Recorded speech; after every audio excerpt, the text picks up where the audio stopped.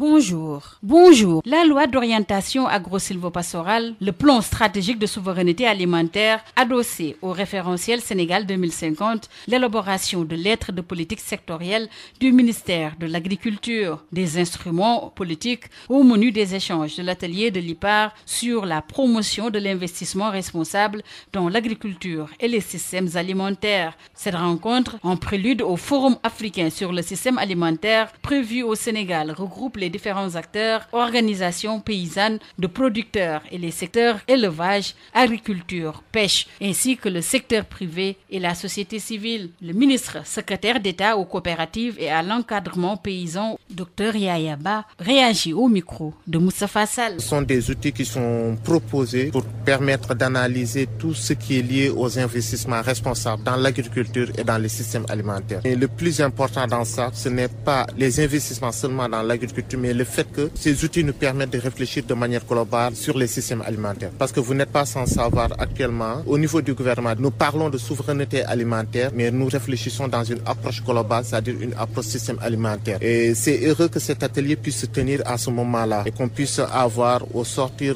des réflexions les outils. Parce que le gouvernement, particulièrement le ministère de l'Agriculture, de la souveraineté alimentaire et de l'élevage, est en train de travailler sur différents documents, que ce soit la loi d'orientation agro-silvopastorale en cours de révision, que ce soit le plan stratégique de souveraineté alimentaire qui doit être adossé au référentiel Sénégal 2050, mais aussi nous allons incessamment vers l'élaboration de la lettre de politique sectorielle du ministère de l'Agriculture.